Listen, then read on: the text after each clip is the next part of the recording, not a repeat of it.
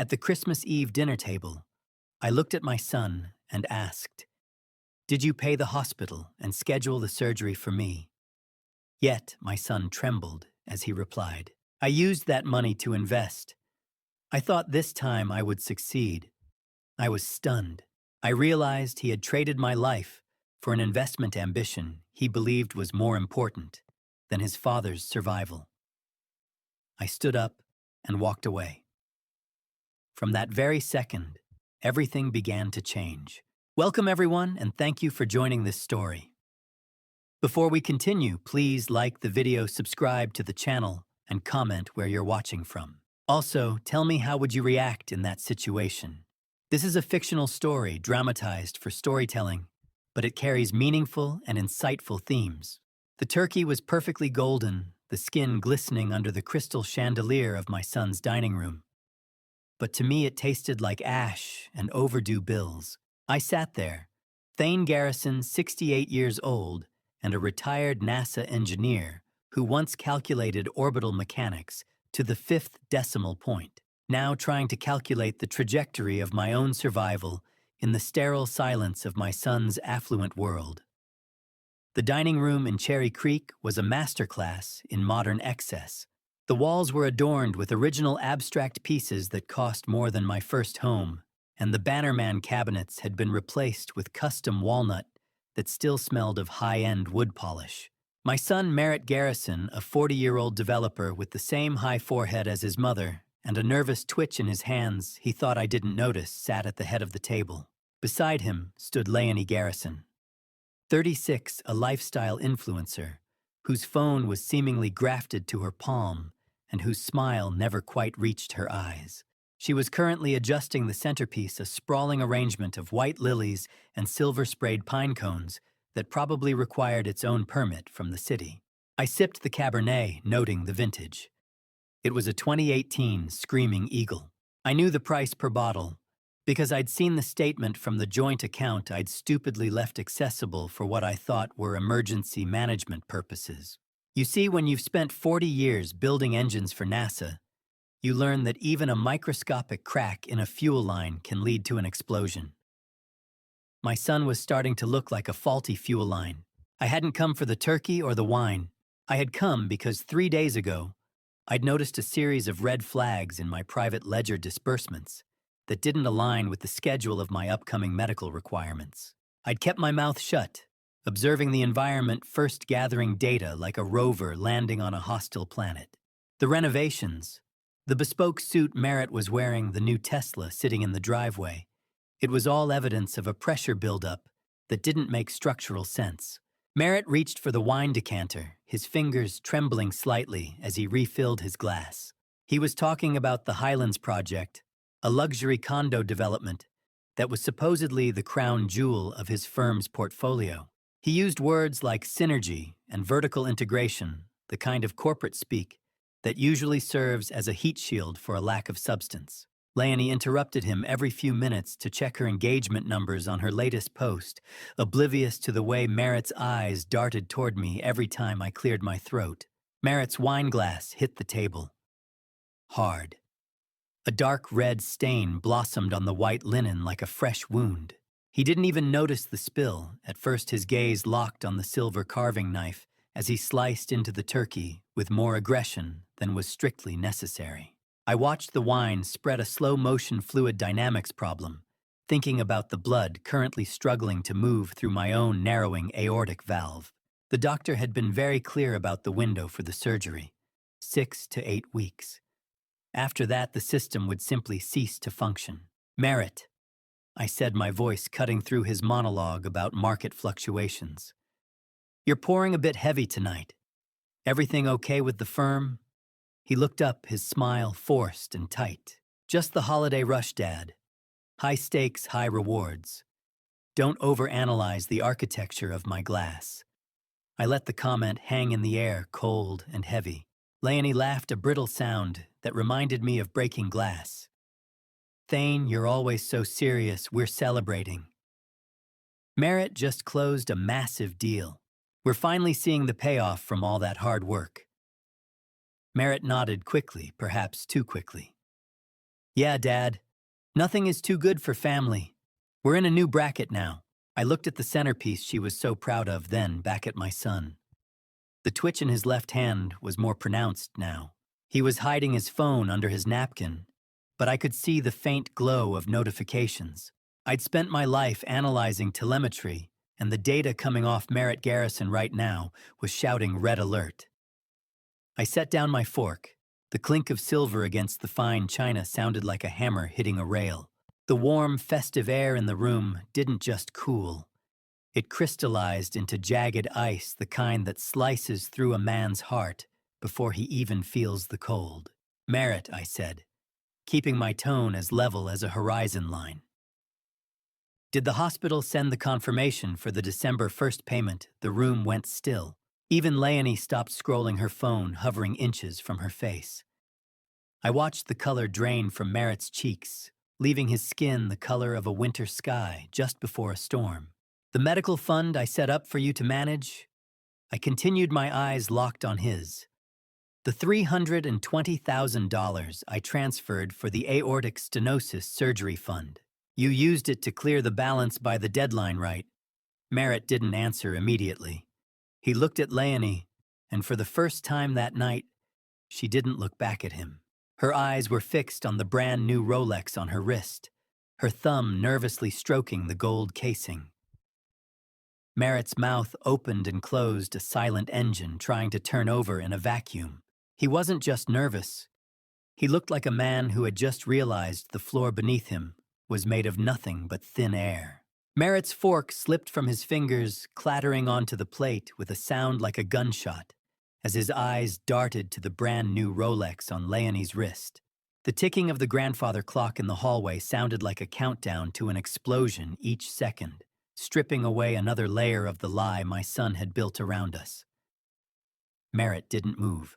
He stared at the silver fork resting on his half-eaten turkey, the metal gleaming with a mocking brightness under the chandelier. The silence wasn't just an absence of sound. It was a physical weight, a sudden drop in cabin pressure that made my ears ring. I weighted my pulse, a slow, heavy thrum in my neck, watching the way his jaw worked back and forth. Finally, he looked up, but not at me. He looked at Leonie, seeking a script he hadn't yet memorized. Dad, you have to understand the pressure I was under with the Cherry Creek project. He stammered, his voice thin and reedy. There were market fluctuations, temporary reallocations. I thought I could bridge the gap before the hospital even processed the paperwork. I didn't care about the project merit. I care about the $320,000 I gave you to keep my heart beating. I kept my voice like a scalpel, precise, cold, and cutting through the fat of his excuses. He flinched as if I'd struck him. He began to babble about overhead and high-interest bridge loans, using a flurry of technical real estate jargon to obfuscate the simple fact that he had reached into my chest and pulled out my air supply. How do you calculate the cost of a breath you were promised, only to find out it was traded for a steering wheel and a leather interior? I sat perfectly still, an engineer observing a catastrophic failure in real time. I noticed that Merritt had intentionally diverted the hospital's certified mail to his own office months ago, a detail he let slip while trying to explain why I hadn't seen the late notices. It wasn't just a lapse in judgment. It was a tactical strike. Leonie, who had been as still as a statue, finally broke her silence. Her voice didn't carry a hint of an apology. Thane, you're looking at this so narrowly, she said, smoothing the silk of her dress. It wasn't just a party at the Broadmoor. It was a brand launch. We needed that visibility for Merritt's firm. It was an investment in networking. We were going to pay every cent back once the Highland property flipped. I looked at the woman my son had married and saw nothing but a polished exterior over a hollow core. She wasn't a daughter-in-law. She was a predator in silk. She spoke about brand visibility, while the man across from her was visible only by the grace of a failing aortic valve. You launched a brand on the remains of my retirement and my health. I replied the words, feeling like stones in my mouth. Did you tell the guests at the Broadmoor that the champagne was aged in the blood of your father-in-law? Leonie's eyes flashed with a brief, ugly spark of resentment before she looked away, her hand instinctively covering her new Rolex, as if the gold casing could hide the theft. She wasn't ashamed of the crime. She was only annoyed by the interruption. Merritt's bravado finally gave way. His shoulders slumped, and he buried his face in his hands. "It's not all gone, Dad," he whispered. "But a lot of it is. The Tesla, the leases, the jewelry, the overhead just ate it up." I asked him the only question that mattered then, if the hospital payment was due. "November 30th, why did you let the date pass in silence? Did you think I'd just disappear?" "Merritt, that the problem would solve itself if I stopped breathing." "No, Dad," he cried out, his eyes wet with desperate, cowardly tears. "I just needed more time. I thought the Highland deal would close by the 15th. I was going to replace it before you noticed." The realization hit me harder than the stenosis ever could. My son was waiting for me to die. He had bet on my expiration date to cover his overhead. He had looked at the man who taught him how to build model rockets and saw only a ticking clock that was taking too long to stop. The betrayal was so absolute, it felt clinical. I felt the familiar tightening in my chest, that dull hydraulic squeeze that reminded me my time was a finite resource Merritt had decided to squander. I didn't yell. I didn't throw the wine. I simply stood up, the chair legs scraping against the hardwood with a sound like bone on bone. I reached for my winter coat, the heavy wool feeling like armor. Merritt reached out as if to stop me, but I stepped back, my gaze so cold it seemed to physically push him away. "Dad, please don't leave like this." "It's Christmas Eve." I didn't answer him. My eyes had wandered to his phone, which was sitting face up on the white linen next to the spilled wine. A notification popped up the screen, glowing with a neon persistence. It was from DraftKings. Bet confirmed $5,000 on Denver Broncos spread. The spending wasn't just on Leonie's vanity or Merritt's office space. He was gambling. He was throwing my life into a digital void, one parlay at a time. I looked at the phone screen, the "Bet Confirmed" banner glowing like a neon sign of my execution, and I realized Merritt hadn't just lost my money. He was still playing with it. Pain is an interesting variable. It's never constant, but it's always measurable, even when the person causing it is your own flesh and blood. As I turned my back on the festive glow of Merritt's home and walked into the biting Colorado night, the Bet Confirmed notification on his phone screen stayed burned into my retinas like a solar flare. I climbed into my car, my hands steady only because I forced them to be, and for a moment I didn't turn the key. I just sat there, listening to the silence of the suburb and the treacherous rhythmic fluttering in my chest. My mind, trained by decades of aerospace discipline to seek the root cause of every failure, pulled me backward to the afternoon in mid-October, when the hull of my life first started to buckle. It was a Tuesday, the kind of crisp Denver day that usually made me feel sharp, but instead I felt like my chest was being crushed by a hydraulic press. I remember the clinical atmosphere of the University of Colorado Hospital, the way the fluorescent lights hummed at a frequency that set my teeth on edge, and the sharp, antiseptic smell that stripped away the illusion of health. I'd walked into the emergency room under my own power, hiding the sweat on my brow and the gray tint of my skin. I even told the nurse it was just indigestion from a late lunch. My brain knew better, but my pride wasn't ready to concede. I sat in that plastic chair, comparing my body to a rocket engine with a failing valve, using technical jargon to distance myself from the primal fear that I was currently undergoing a rapid, unscheduled disassembly. Tick, tick, tick. That was the sound of my heart. Or maybe it was just the clock on the wall telling me I was out of time. I'd actually felt the first flutter of this failure months earlier during the height of the summer, but I'd ignored it. Merritt had been in the middle of closing a critical real estate deal in Cherry Creek, and I didn't want to be the variable that introduced noise into his system. I chose his ambition over my own safety, a choice that I now realized was my first major engineering error. Finally, The heavy oak door of the consultation room opened. Dr. Eris Thorne, the cardiologist whose eyes were as cold as a moon landing and twice as precise, stood over my charts with the posture of a man accustomed to delivering bad news. He didn't offer a handshake or a hollow pleasantry.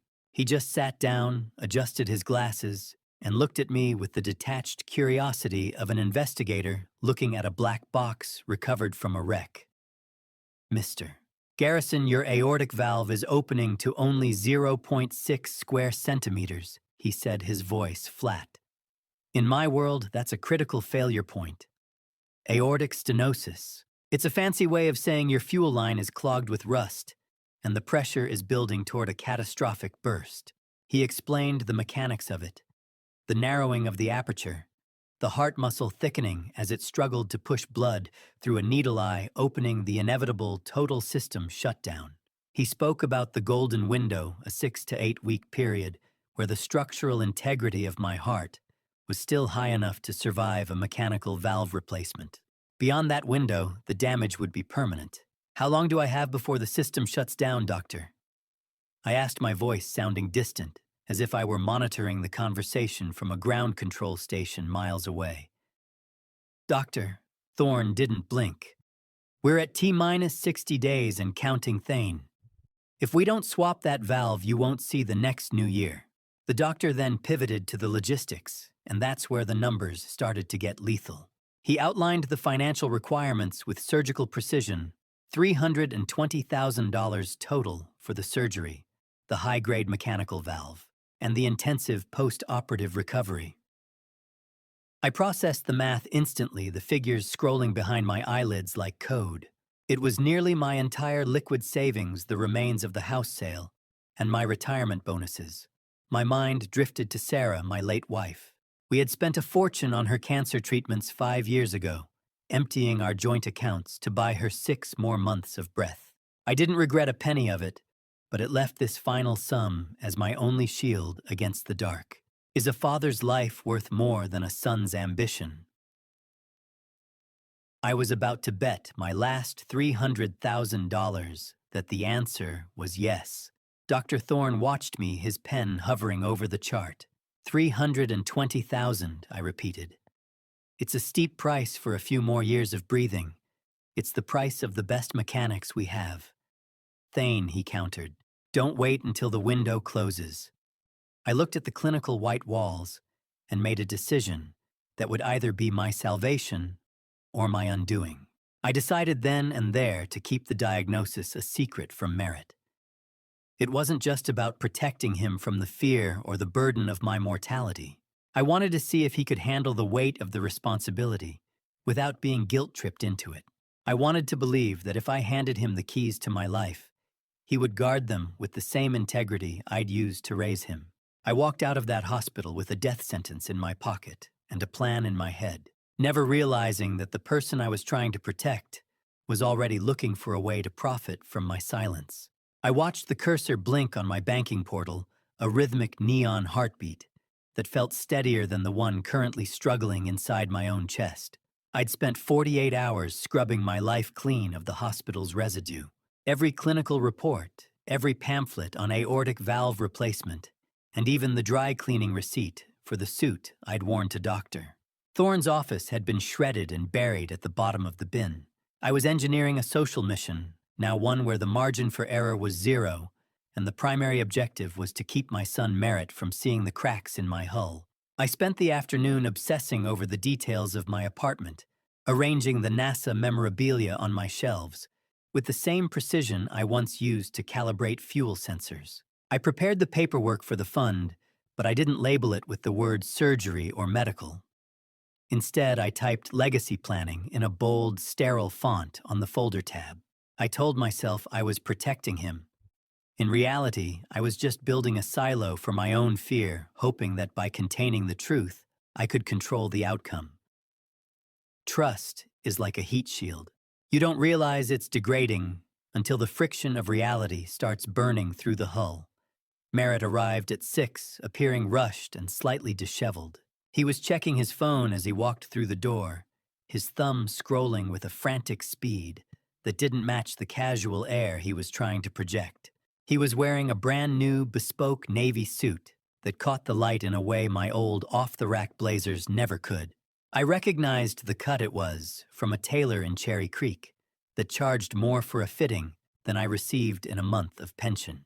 It was a strange choice for a man who had complained just last week about a cash flow crunch at his development firm, but I pushed the observation into a corner of my mind. "Dad, sorry I'm late," he said, barely looking up. "Things are moving fast with the new project. We're in the middle of a heavy push." I smiled, hiding the way my breath felt short. "It's all right, Merritt. I appreciate you coming over. I want to simplify some of the family's liquid assets. It's better to have these things in your hands now, rather than dealing with the bureaucracy later." Merritt's phone buzzed in his pocket. He didn't check it. He just flipped it over on the coffee table, his fingers tapping a frantic, silent code against the glass. He seemed distracted, his eyes scanning the room as if looking for a way out, until I mentioned the dollar amount. 320,000, I said, watching his posture change instantly. Merritt's eyes didn't widen with concern or curiosity. They tightened with a sharp, hungry focus I'd seen in investors just before a shark feed. "Dad, that's a lot of liquidity," he stammered, his voice suddenly losing its reedy edge. "You're sure you don't want to keep it in the Vanguard accounts? My firm could manage that for you, generate some real yield." I shook my head, my hand steady as I opened the laptop. "I want it in a separate high-yield account under your management, Merritt, for specific purposes, safety nets for the family." We sat at the kitchen table together to initiate the wire transfer. I felt a surge of paternal pride as I watched him enter the routing numbers. I believed I was securing my future, handing the baton to the next generation, so I could focus on the fight for my life. When the transfer successful notification appeared on the screen, a weight lifted from my shoulders that I hadn't realized I was carrying. The mission felt secure. I told him the institutional fees would be due by the end of November and instructed him to keep the funds ready for when I gave the word. "I've got it, Dad," he promised, his voice thick with a new kind of energy. "Total control. You won't have to worry about a thing." If I had told him the truth, then that this money was for the very blood in my veins, would he have looked at the screen differently? Would the data have mattered more than the digits I wanted to? Believe the answer was yes. But as he stood up to leave, I felt a familiar analytical unease. Merritt was already halfway to the door before I could even offer him a cup of coffee. He seemed to be vibrating with an internal pressure, his hand frequently patting his jacket pocket. I walked him to the entryway, trying to ignore the bitter metallic taste of the heart medication I'd swallowed just before he arrived. As he stepped out into the night, the porch light caught something in his side pocket. It wasn't the phone he'd had on the table. It was a second device, smaller and older, and it was vibrating incessantly with notifications. I caught a glimpse of a bright green icon, a sports betting app. Merritt glanced back, saw me looking, and shoved his hand into the pocket to kill the vibration, his face turning into a mask of casual indifference. "See you soon, Dad. Don't overwork that brain of yours." I watched the taillights of his car fade into the Denver night, and for the first time since my diagnosis, the silence in my apartment didn't feel like peace, it felt like a vacuum. The structural integrity of the moment felt off a microscopic misalignment in the landing gear that I was choosing to ignore, because I couldn't afford for the mission to fail. In aerospace, silence usually precedes a catastrophic depressurization. In my living room, it just tasted like a slow-acting poison. I sat in the dim glow of my laptop screen 3 days after the transfer, the blue light reflecting off my reading glasses like a pre-flight diagnostic check. My apartment felt larger than it had 48 hours ago, the shadows in the corners stretching as if the walls themselves were withdrawing from the impending failure. I was waiting for a confirmation email from the University of Colorado Hospital's billing department, a digital handshake that would tell me the first phase of my survival was secure. Instead, at 10:14 a.m., a notification pinged that made the blood in my veins feel like liquid nitrogen. It was an automated alert, clinical and cold. The message stated that the required $150,000 initial deposit for my December surgery had not been received by the internal deadline. My engineering mind immediately kicked into high gear, looking for a logical explanation. "It's just a lag in the digital pipes," I muttered to the empty room. 300,000 doesn't move through the ether without tripping a few sensors. I assumed a clerical error or perhaps a standard holding period for large sum transfers between institutions. I was looking for a technical glitch because the alternative, a human failure, was a variable I wasn't ready to solve. Is it possible to hear the sound of your own life support being unplugged? Because that's exactly what a silent phone sounds like when you're 70% occluded. I forwarded the hospital's alert to Merritt with a short professional note asking for the wire confirmation. I didn't want to sound like a nagging father. I wanted to sound like a project manager checking on a milestone. I waited 4 hours. The clock on the wall ticked with a heavy mechanical insolence. I tried to call him at 2 p.m. Merritt's phone rang to the very end before dropping to voicemail. I left a message keeping my voice as level as a horizon line, despite the flutter in my chest that felt like a warning light flashing on a dashboard. Michael Merritt. It's Dad.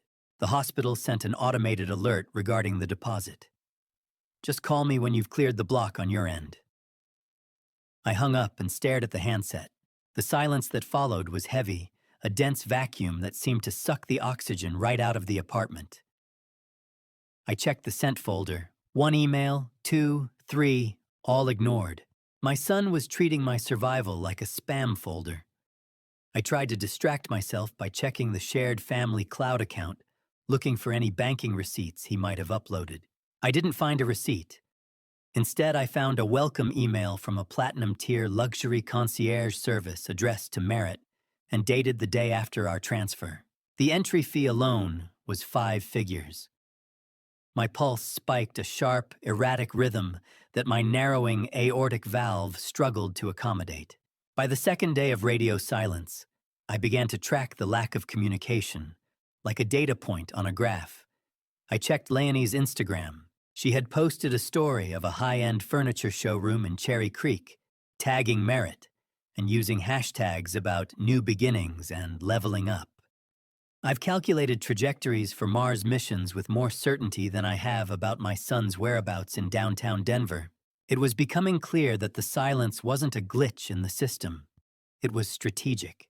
I realized that the man who shared my DNA was treating my impending deadline like a nuisance he could simply swipe away. The trust I had spent 40 years building was currently undergoing a rapid, unscheduled disassembly, and I was the only one left in the debris field. On the third morning, the anxiety became a physical weight I couldn't ignore. I needed to know if Merritt was physically okay or if he was simply hiding. I walked across the hall and asked my neighbor, a retired librarian named Mrs. Gable, if I could use her landline. I told her my cell was acting up. I dialed Merritt's number. It didn't ring to voicemail this time. He answered on the first ring, his voice sounding cheerful, energetic, and completely unbothered. "Hey, this is Merritt. How can I help you?" I felt a cold wave of nausea wash over me. "It's me, Merritt. It's Dad." The line didn't just go silent. It seemed to freeze. I could hear his rhythmic breathing on the other end, a steady, healthy sound that mocked my own labored breath.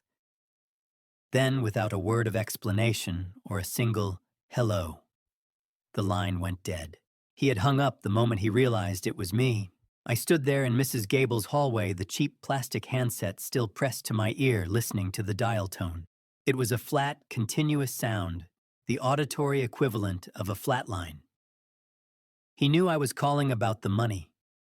He knew I was calling about my life, and he chose to cut the connection. The line didn't just go dead, it stayed dead, and as I stared at the neighbor's handset, I realized I wasn't waiting for a glitch in the system. I was looking at a deliberate act of sabotage. The corrugated metal door of Unit 402 groaned like a dying beast as I shoved it upward, revealing a darkness that smelled of dust motor oil and deep systemic betrayal. I stood at the threshold for a long moment, my flashlight beam cutting through the stagnant air of the industrial storage facility. My heart was thumping against my ribs, a jagged and uneven rhythm that felt like a direct protest against the climb I'd just made to the fourth floor. I hadn't been here in 3 months, not since the day I decided to downsize my life to pay for Sarah's final arrangements. Yet the space felt violated before I even stepped inside. My engineering mind, trained to spot the slightest deviation in a structural pattern, immediately registered a fault. The dust on the concrete floor wasn't a uniform gray blanket anymore. It was scarred by heavy drag marks and the distinct crisp imprints of rubber-soled shoes. Someone hadn't just visited my past. They had been shopping through it. I felt a cold surge of adrenaline mask the physical ache in my chest as I moved deeper into the unit. Gravity never lies, and neither does a drag mark on a concrete floor. I could see where my heavy NASA service trunks had been shoved aside their industrial latches, left hanging open like broken jaws. My memories were being stripped for parts like an old shuttle being sold off to the highest bidder at a government surplus auction. I ignored the boxes of old textbooks and blueprints heading straight for the drafting table in the corner. It was an old, heavy piece of oak where I'd spent thousands of hours calculating heat shield tolerances. I reached for the hidden compartment beneath the primary drawer, my fingers trembling. I found the velvet boxes exactly where I'd left them, but the weight was wrong. I flipped the lids. Empty. Sarah's gold wedding ring, the one she'd worn through 38 years of launches and life, was gone. My 30-year NASA Speedmaster watch, the one I'd planned to hand down to a grandson I'd never have, was gone. Even my Distinguished Service Medal, a piece of metal that represented 40 years of my life's work, had been ripped from its silk lining. How do you value the weight of 30 years of service when your own son sees it as nothing more than 4 ounces of scrap gold? I sank into the dusty drafting stool, the air in my lungs feeling thin and toxic. The violation was so complete it felt physical, like a new incision without the benefit of anesthesia. I stared at the empty silk indentations, my mind tallying the loss, not in dollars, but in the theft of my legacy. She wore that ring through 3 decades of launches, I whispered to the empty room. Now it's just an empty space in a dark room. My flashlight beam wandered, catching on a small white slip of paper tucked into the corner of the drafting table. I picked it up. It was a receipt from a high-end pawn shop in downtown Denver, dated just 4 days ago. The name on the ticket was a lie, but the signature at the bottom, the sharp, erratic scrawl of Merritt Garrison, was unmistakable. He dropped it, a careless debris fragment from a man who thought I was already too far gone to notice a missing orbit.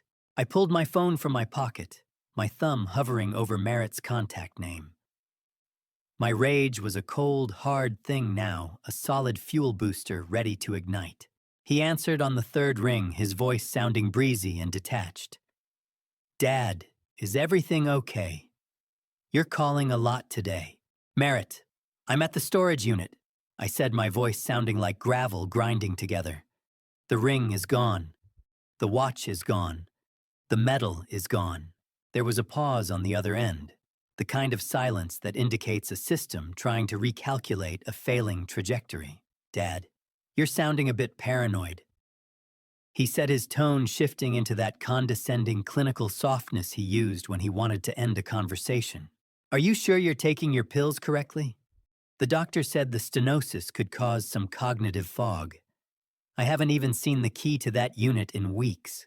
You probably just misplaced them while you were moving things around." He didn't just lie. He tried to make me believe my mind was failing before my heart could. Paranoid.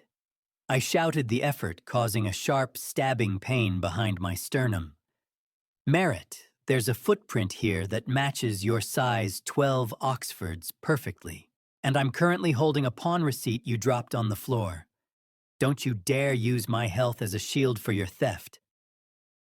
The line went silent again. I could almost hear the gears turning as he realized he'd left a signature in the dust. "Look, Dad, I have a meeting." he said, his voice now tight and defensive. "We'll talk about this when I get back from the trip. Just stay home and rest. You're clearly stressed." He hung up before I could reply. I stood there in the yellowed, fluorescent light of the hallway, staring at the empty boxes and the pawn slip. He wasn't just stealing to survive. He was stealing to fund a bonus lifestyle he had already bragged about to Leonie's followers, using my expiration date as his credit limit.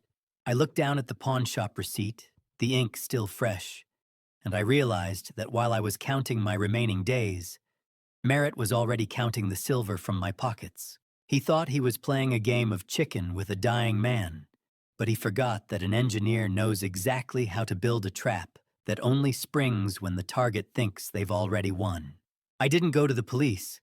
I went to a specialty shop in a nondescript strip mall because 40 years at NASA taught me that if you want a perfect result, you don't trust the bureaucracy, you trust the hardware.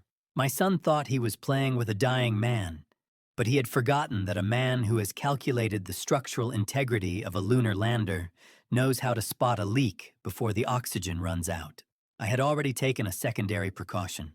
2 weeks ago, during a brief visit to drop off some redirected mail at Merritt's house, I had tucked a small, high-gain listening device disguised as a common USB charger into a socket in his home office. It was a simple insurance policy then, but as I walked into the surveillance shop, it became the first piece of my counteroffensive. The air in the store smelled of ozone and new plastic, a sterile scent that felt more like home to me than the dusty betrayal of the storage unit. A kid with a lip ring and a staff shirt stood behind the counter, looking like he'd rather be anywhere else than selling high-grade surveillance to a senior citizen. I ignored his bored expression and began scanning the glass cases. "I need something with a low thermal signature and a frequency-hopping spread spectrum," I said, my voice cutting through the ambient hum of the shop. "I want pinhole lenses that can operate in low-light environments without an IR glow." The store clerk, whose name tag read Kyle, blinked and leaned forward, his apathy replaced by a flickering confusion. Okay, Pops. We have these doorbell cams that connect to your phone." I cut him off with a sharp look. "I'm not looking to greet my neighbors, Kyle. I'm looking for industrial-grade telemetry. Give me the CMOS sensors with the remote encryption modules." I spent the next hour meticulously selecting the payload. Pinhole cameras, motion-activated sensors, and a miniature router that could tunnel through a VPN. I paid in cash, the crisp bills leaving no digital trail that Merritt could follow. Setting a trap is like calculating a re-entry trajectory. If the angle is too steep, you burn up the evidence. Too shallow, and the truth just skips off the atmosphere and disappears forever. I wasn't just buying gear. I was buying a window into the vacuum where my son's conscience used to be. I drove back to the storage facility, my hands steady on the wheel despite the persistent dull ache behind my sternum. Inside Unit 402, the yellowed fluorescent light flickered overhead, casting long, skeletal shadows across my remaining crates. I didn't just stick the cameras on the wall with tape. I worked with the precision of a veteran engineer integrating the hardware into the existing structures. A lens is just a glass eye. The trick is making it look like part of the socket. I used a cold metallic screwdriver to hollow out the head of a rusted bolt on a shelving unit seating a pinhole camera deep inside. I hid another unit inside a non-functioning smoke detector on the ceiling, ensuring the angles covered every entrance, and specifically the shelf where Merritt had been looting my past. I felt a quiet, vengeful satisfaction with every wire I tucked away and every signal I masked. Do you know what the most dangerous part of a machine is? It's the part you don't think is watching you. Merritt was about to find that out the hard way. By the time I finished and returned to my own apartment, the sun had long since dropped below the Denver skyline.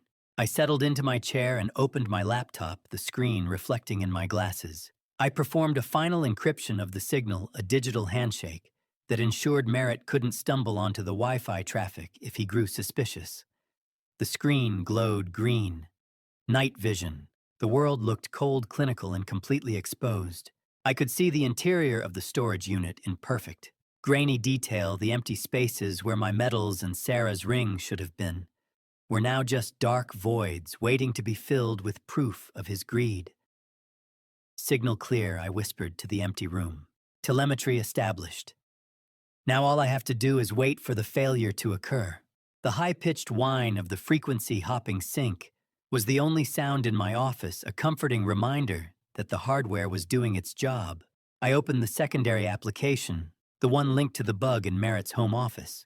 The audio hissed at first, a rush of white noise that made my heart skip a beat before it settled into a sharp, clear feed. I heard the muffled sound of a door closing and the sharp click of heels on a hardwood floor. Then a voice came through that made my grip tighten on the edge of the desk. It was Leonie, and she didn't sound like the polished influencer she played on camera.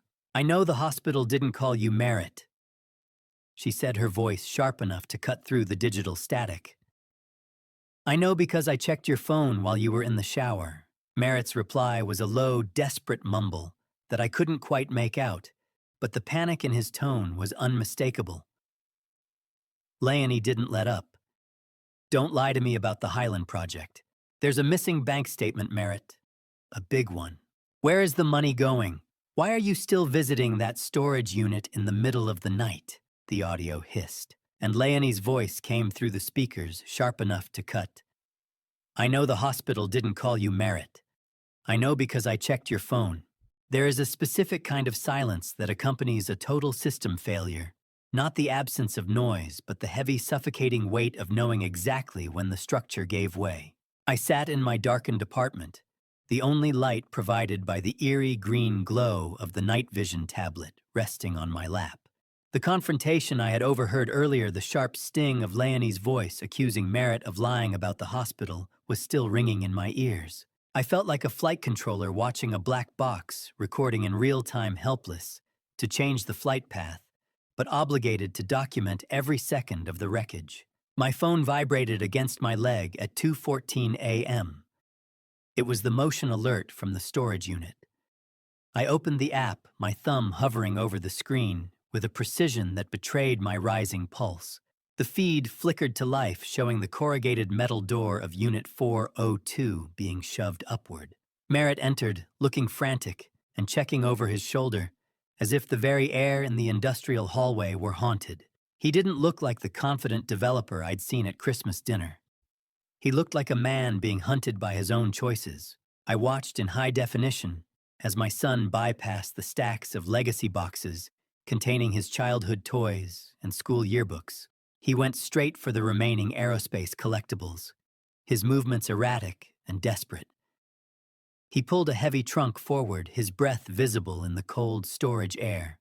My heart felt like it was being squeezed by a vice, the aortic stenosis, sending a sharp, acidic reminder of my own mortality through my chest. I watched him handle my NASA Distinguished Service Medal like it was a poker chip he was about to cash in. "Move faster, Michael. Move faster," I heard him whisper. The tablet's microphone caught the words with terrifying clarity. He wasn't even mourning the objects. He was just tallying the liquidity. "It was an early inheritance," he muttered to the empty room, his eyes darting toward the ceiling. "He's going to die anyway. It's better that the money actually does some good now." My son's face, captured in the eerie green of night vision, looked less like my child and more like a ghost haunting the ruins of my life. The bile rose in the back of my throat, cold and acidic. I had engineered a test of his integrity, but I hadn't prepared for the absolute void I was discovering. I switched the feed. I needed to hear the other side of the failure. I accessed the audio bug in his home office, the muffled, distorted static slowly resolving into the sound of a voice. Merritt was on a phone call, his tone a mixture of groveling and panic. "I don't have the liquid cash right now. My dad's fund it's tied up in the hospital accounts," he said, his voice cracking. "Just give me until the weekend. I can cover the spread. 5 more days." I heard a muffled reply from the other end. a low growl of a voice that I didn't recognize. Merritt's hands were shaking so hard, I could hear the phone tapping against his cheek. I'm good for it. I've got assets moving as we speak. I felt the valve in my chest tighten a mechanical protest against the poison pouring into my ears. Gambling isn't a game. It's a black hole. It doesn't matter how much light you throw into it. Nothing ever comes back out. He wasn't just stealing to maintain a lifestyle for Leonie. He was feeding a digital monster that ate $300,000 and was still hungry. The realization hit me with the force of a decompression event. My life-saving surgery wasn't delayed by a bad real estate market. It was being bet on a Sunday night football spread. I reached for my old address book, the scratchy feel of the paper a grounding sensation in the middle of my collapse. I realized that as an engineer, I could diagnose the structural failure, but as a father, I was too compromised to fix it. I was looking at a mission that was beyond my solo capacity. I needed a different kind of expert, someone who understood the anatomy of a lie, as well as I understood the anatomy of an engine. Have you ever watched someone you love dismantle your soul in real time? I don't recommend the resolution. It's far too clear. I turned the pages of the book, my fingers stopping at a name I hadn't called in years, Arlo Kendrick. Arlo was a man who lived in the gray spaces of the world, a former investigator who knew how to find what was hidden in the shadows. I picked up the handset, the weight of it feeling like a weapon. I realized that to survive this, I had to stop acting like a victim and start acting like a commander managing a recovery mission. I dialed the number, my voice steadying, as the technical side of my brain took over the navigation. Arlo, it's Thane, I said, when the line finally clicked open. I have a structural failure in progress. I need your eyes on it. There was a pause on the other end, the sound of a match being struck, and a long, slow exhale of smoke. I heard you were sick. Thane Arlo replied, his voice a low rumble. How bad is the damage? It's terminal if I don't vent the pressure soon, I said, looking at the screen where Merritt was currently using my own social security number on a laptop to open a new line of credit. He's digging a hole, Arlo, and he's using my bones as the shovel. I discovered the credit application, then a secondary window on my monitoring software that showed the digital trail of my identity being stripped for parts. Merritt wasn't just stealing my money, he was stealing my future. I watched the screen as Merritt tucked my NASA Distinguished Service Medal into his pocket, unaware that I wasn't just watching him steal, I was watching him sign his own indictment. I slid into the vinyl booth of the Blue Star Diner, the scent of burnt coffee and cheap grease, a stark contrast to the sterile hospital halls I'd been haunting. The morning light filtered through the grit-filmed windows, illuminating the dust motes dancing over a Formica tabletop that had seen better decades. I wasn't here for the breakfast special. I was here because the mechanical valve in my chest was failing, and the man I had raised was the one who had cut the power. Arlo Kendrick, 59, and a former FBI field agent who I'd played chess with for a decade at the community center, slid into the booth with the practiced ease of a predator. He didn't look like a retiree. He looked like a man who was always measuring the distance to the nearest exit.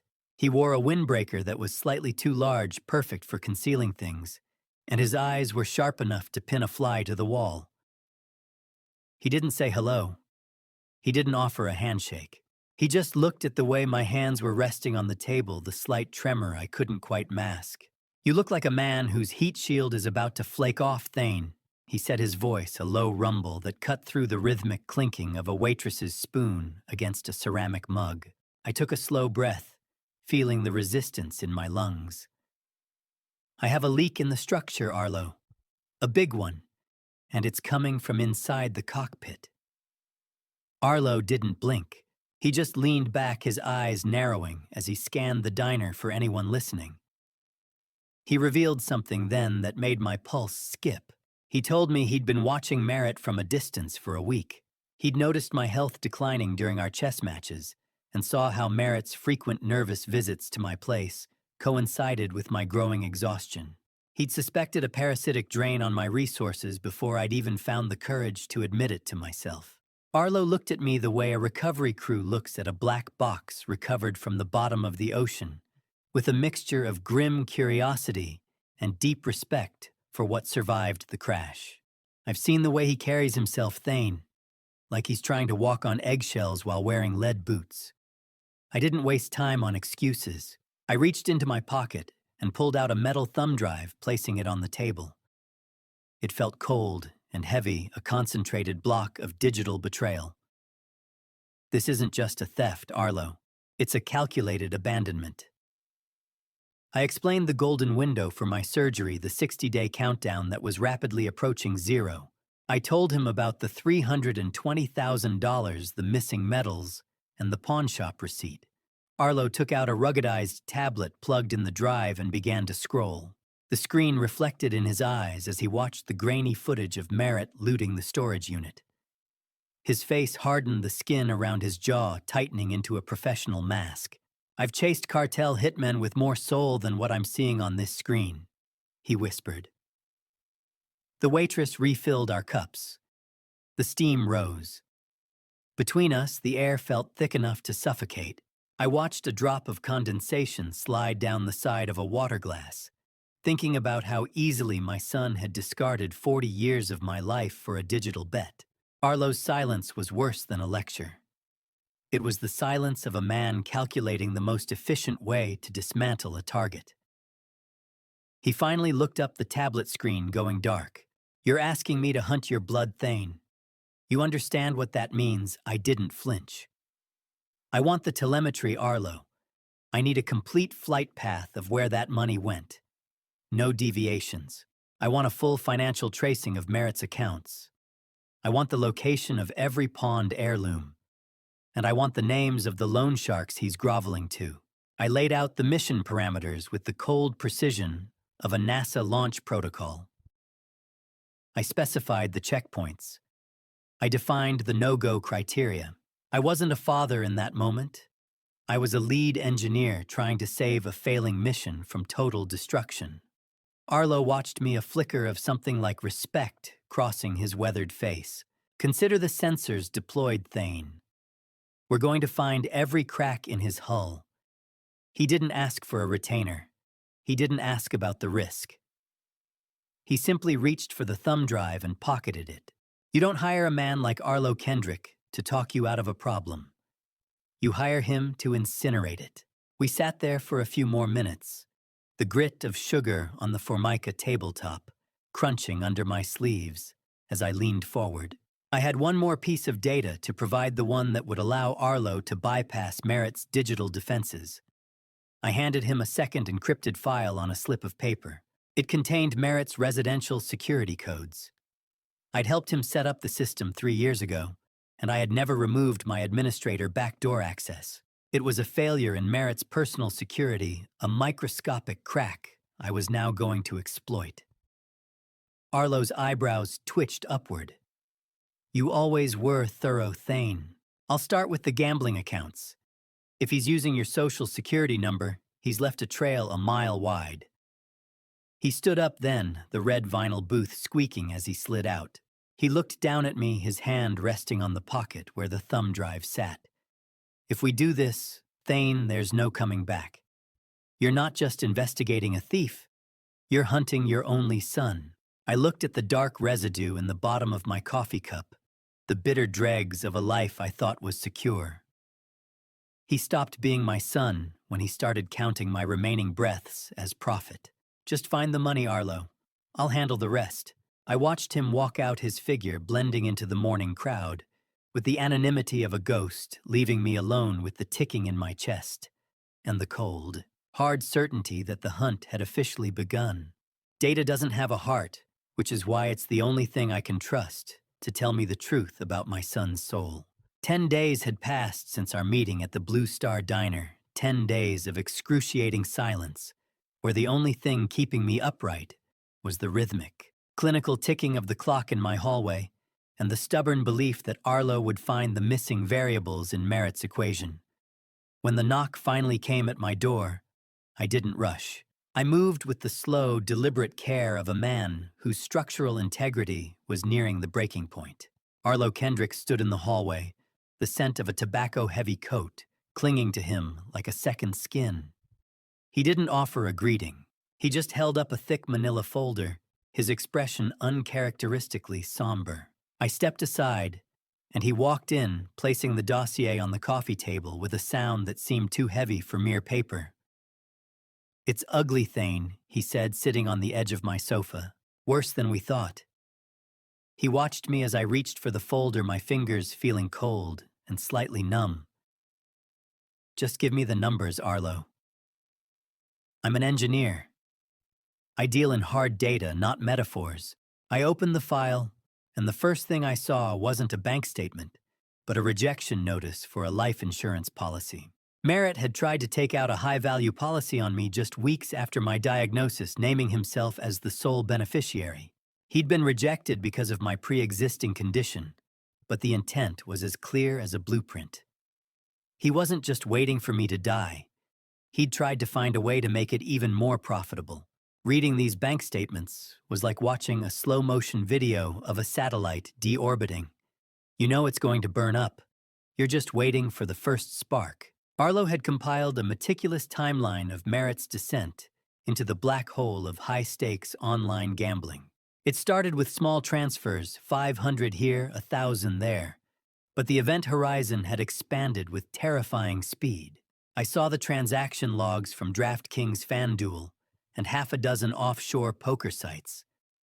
Merritt wasn't just losing money. He was incinerating it. The most devastating data point was the surge in activity immediately following my $320,000 transfer. He hadn't used that money to bridge a gap in his business. He used the life-saving funds I'd handed him to chase losses from the previous year. He didn't just spend it on a lifestyle, Thane Arlo said, his voice dropping to a low rumble. He bet your heartbeat on a parlay for a Sunday night football game. I felt the cold, acidic sweat on my palms as I flipped to the next page. I gave him my survival.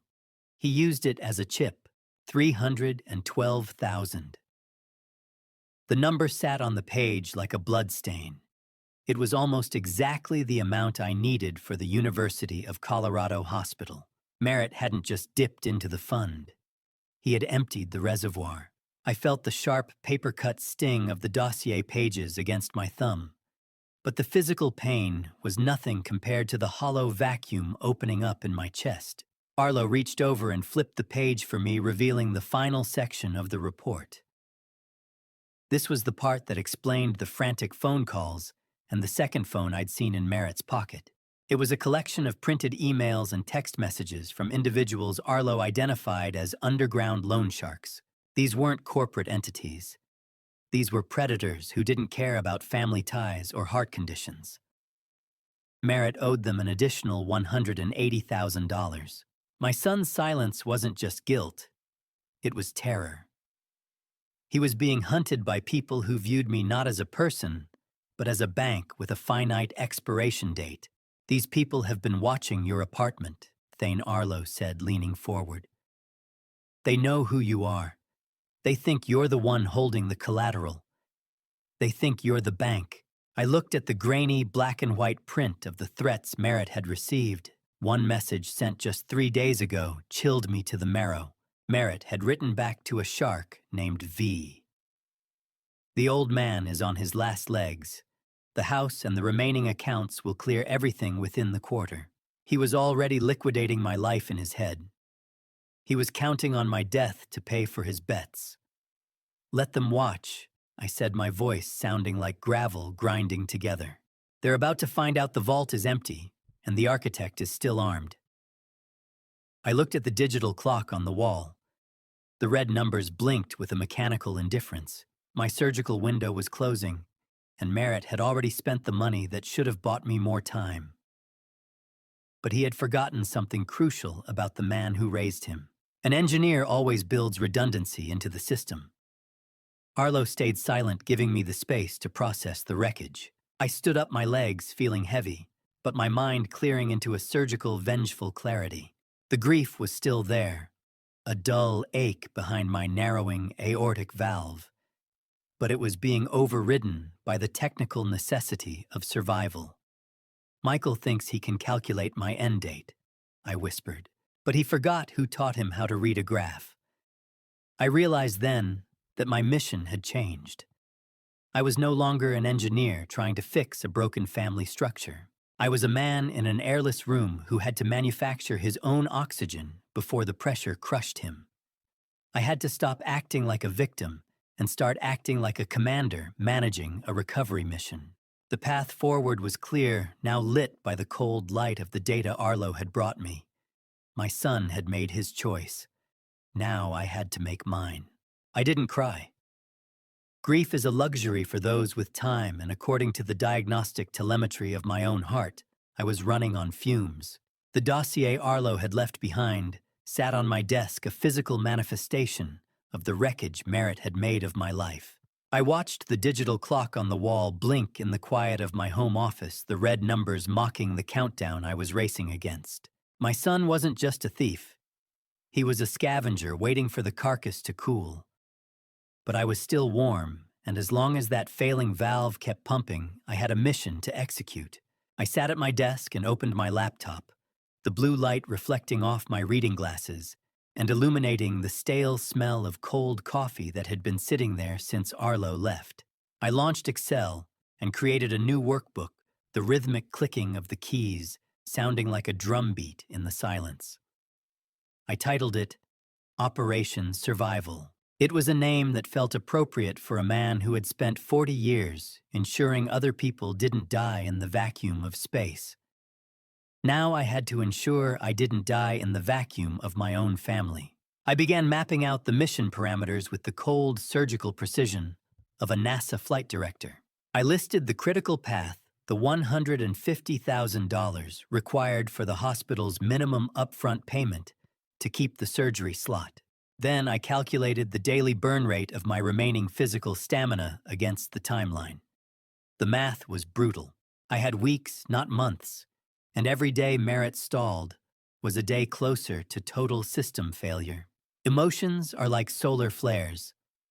They're spectacular, they're hot, and if you let them into the cockpit, they'll fry every instrument you have.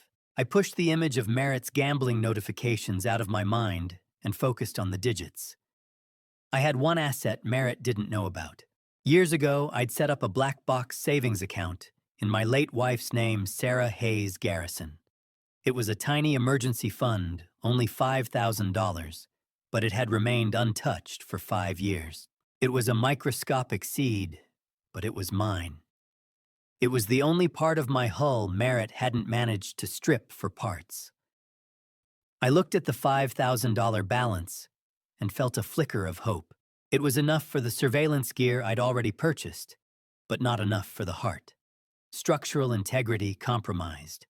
Funding depleted. Objective absolute survival. I started scanning the horizon for redundant systems. Redundancy is the cornerstone of aerospace engineering. If one line fails, you have another waiting to take the load. Merritt thinks he left me on a dead planet with no oxygen. He forgot I spent 40 years building life support systems for people who were actually in space. I began listing the backups, old friends from the propulsion labs, retired colleagues from the Apollo and shuttle eras, and even a brother in Ohio I hadn't spoken to since Sarah's funeral. I treated these relationships like electrical circuits, assessing which ones were still operational and capable of handling a heavy current. I couldn't just ask for charity. I knew these men, and I knew how their minds worked. I decided I wouldn't just ask for loans. I was going to offer my NASA-era consulting expertise to their current firms in exchange for accelerated advances. I was turning my survival into a business transaction. It was a strategy that protected my pride and provided a logical reason for the sudden need for cash that wouldn't lead back to Merritt's betrayal. I hit save. The file name sat there black and white. Operation Survival. It was a mission I was never trained for, but I was the only pilot left. The dry, rasping sound of my own breath in the quiet office reminded me that the clock was still ticking. I moved to the secrecy protocol. This was the most dangerous part of the flight. Merritt had to believe the status quo remained unchanged. If he suspects I'm fighting back, he'll accelerate, I muttered to the empty room. If he thinks I'm already dead, he'll get sloppy. I set up an encrypted communication bridge with Arlo and established a secondary secret bank account using Sarah's maiden name. I prepared a script for the upcoming calls, ensuring my engineering voice, that calm, steady monotone that had seen me through a dozen engine failures, didn't betray the medical emergency. I couldn't let them hear the stenosis in my tone. Target $150,000. Timeline 120 hours. That was the goal for the first phase of the funding. Anything less was a total mission failure. What is a man worth when his bank balance is zero, but his mind is still a fortress of equations? I was about to find out. I felt the tactile resistance of the phone's keypad as I picked it up. My hands were steady. The icy focus had taken over the part of me that knew how to calculate a re-entry trajectory, even when the heat shield was flaking off. I was no longer a victim. I was a commander managing a recovery mission. I looked at the first name on my funding sources list, Cassius Dalton, a man who owed me his career and quite possibly his life. I had a list of men who still remembered what the name Thane Garrison meant in a room full of propulsion engineers. The mission parameters were set. The target was locked, and the countdown had begun. It's a strange thing to realize that the colleagues you haven't spoken to in a decade value your life more than the man who carries your last name. I sat in my home office, the blue-white light of the spreadsheet, reflecting off my glasses like a terminal screen in a launch control center. The smell of old paper and lukewarm tea filled the small room, a domestic scene that felt entirely disconnected from the war of survival I was currently waging. I had 19 days left of fuel, but my son had spent the budget on a lifestyle built on sand. I took a slow, measured breath, feeling the sharp, rhythmic pulsing of the heart monitor app on my phone, a digital reminder that my biology was a failing machine. I reached for the handset. The weight of it was familiar and heavy, a tool of communication I was about to use as a lever to move the world. Cassius Dalton, a retired Air Force colonel, with a voice like gravel in a blender and a sense of loyalty forged in the heat of a dozen failed test flights, answered on the second ring. Cassius, I said, keeping my tone as level as a horizon line. It's Thane Garrison. There was a pause, a dry rasp of a breath on the other end. Thane, it's been a long time. I heard you were dealing with some structural issues. Word travels fast in the propulsion community, I replied. I'm consulting on an urgent private structural project, Cassius. I've hit a temporary liquidity bridge issue. I need 30,000. I expected questions. I expected hesitation. Instead, I heard the scratch of a pen. Thane, you saved my hide when the X-14 line blew in '98 and the brass wanted my stars. You want 30, you've got it. Just tell me where to wire it. I felt a surge of humbling support that nearly cracked my surgical focus. My own son was betting on my death, but the Air Force was betting on my life. I'm moving fast on this, Cassius. No room for drag. Consider the gears turned, he replied. I'll have the telemetry confirmed by noon. Click. Wire confirmed. Another 30,000 in the survival column.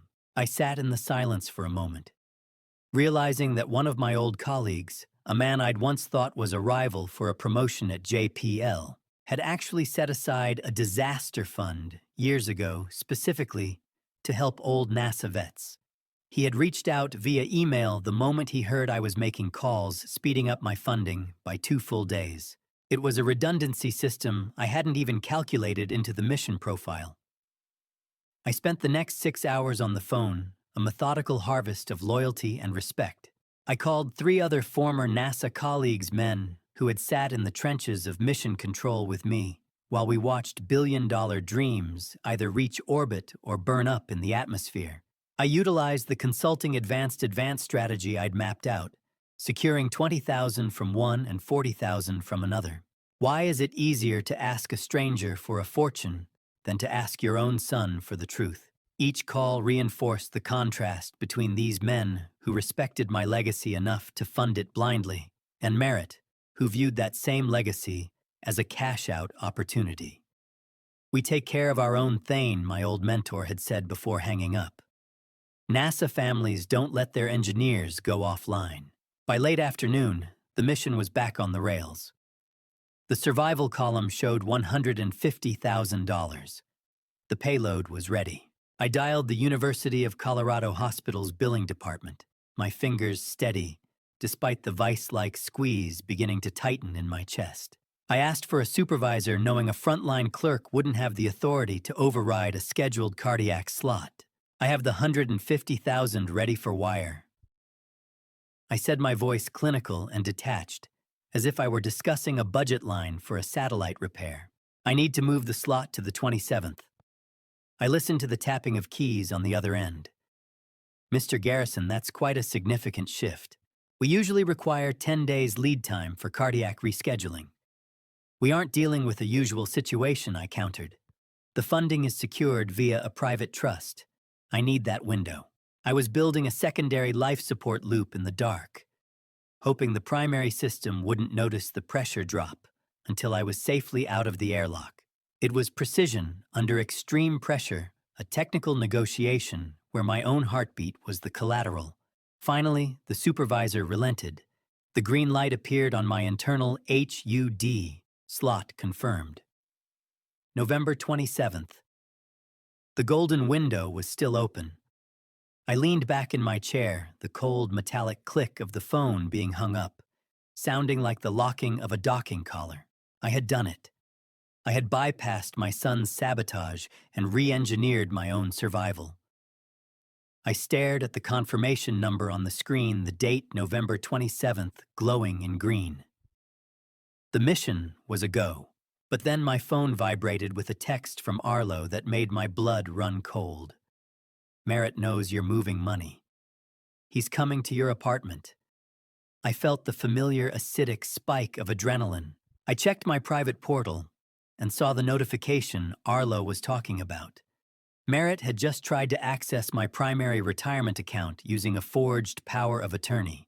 He had no idea I'd already frozen it 48 hours prior, a proactive strike he was now slamming into like a brick wall. He was desperate. He was hungry. And he was right outside my door. I looked at the heart monitor app. My pulse was climbing. I had to regulate the system. I had to face him without letting him see the surgical scar I was about to earn. I stood up, smoothing my shirt, readying my engineering voice for the most difficult performance of my life. I shoved the University of Colorado folder under a stack of vintage National Geographics, just as the deadbolt clicked a sound that used to mean family was home, but now sounded like a breach in the airlock. My heart hammered against my ribs, a jagged and uneven rhythm that the narrowing aortic valve struggled to translate into steady flow. I forced my hands to stop shaking, smoothing the front of my shirt and taking a seat at the kitchen table. I had to be an engineer now, projecting a facade of structural stability, while the foundation was being hollowed out from beneath me. Merritt stepped into the apartment, his face a mask of aggressive suspicion. He didn't offer a greeting. He didn't ask how I was feeling. He simply threw his keys on the counter and loomed over the table.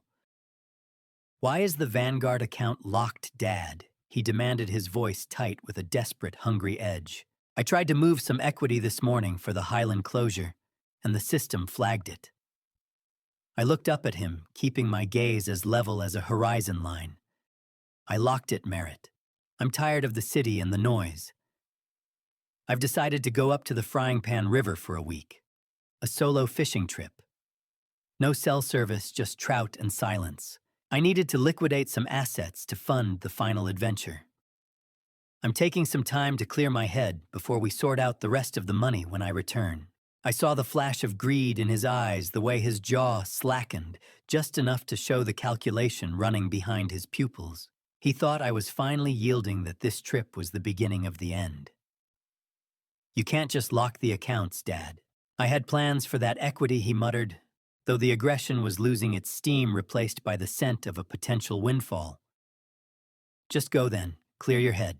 We'll talk about the transfer the moment you're back. Have you ever looked into the eyes of someone you raised and seen only the calculation of your net worth? It's a colder sight than a Colorado winter. I'd set a honeypot trap. Before he arrived, a small, accessible account with exactly $2,000. I knew the moment I left, he wouldn't be able to resist it. It was a digital sensor, a tripwire that would notify Arlo the second Merritt reached for it, proving once and for all that his desperation had overridden his soul. I watched him leave the door, clicking shut, with a finality that made the apartment feel like a tomb. I didn't waste time.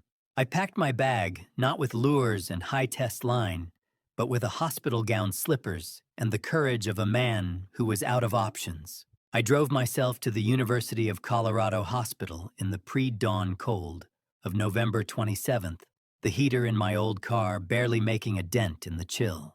The clinical ritual of the prep was an exercise in stripping away dignity. Nurse Elena, a woman with hands that smelled of lavender and latex, moved with the efficient grace of a flight controller as she checked my vitals. She looked at the empty chair beside my bed and then back at my chart. "No family with you today, Mr. Garrison?" she asked, her voice soft but probing. I looked at the white tile ceiling, focusing on the hum of the HVAC system. "I'm a solo flyer, nurse. Just get the systems ready for launch." The needle went in. Cold. Precise. The first step of a journey Merritt assumed I'd never take. I felt the iodine scrub on my chest, the cold pressure of the ID bracelets being snapped onto my wrists. I was being prepared like a shuttle for a one-way mission, where I was both the pilot and the payload. I was terrified, yet there was a strange, analytical peace in the surrender. I had engineered this moment in secret, bypassing the sabotage of my own blood, to ensure that my heart would keep ticking, even if it had to do so with a mechanical valve made of carbon and steel. The orderlies arrived to wheel me toward the surgical wing. The hallway lights passed overhead in a rhythmic strobe of fluorescent white. I was moved into the operating room, a temple of stainless steel and blue light, a place where orbital mechanics were replaced by the delicate plumbing of the human heart. I observed the mechanical precision of the heart-lung machine, the array of scalpels and the monitors waiting to track my descent into a controlled clinical death. Dr. Thorne stood there, his masked face unreadable but his eyes steady. "Count down from 10 for me, Thane.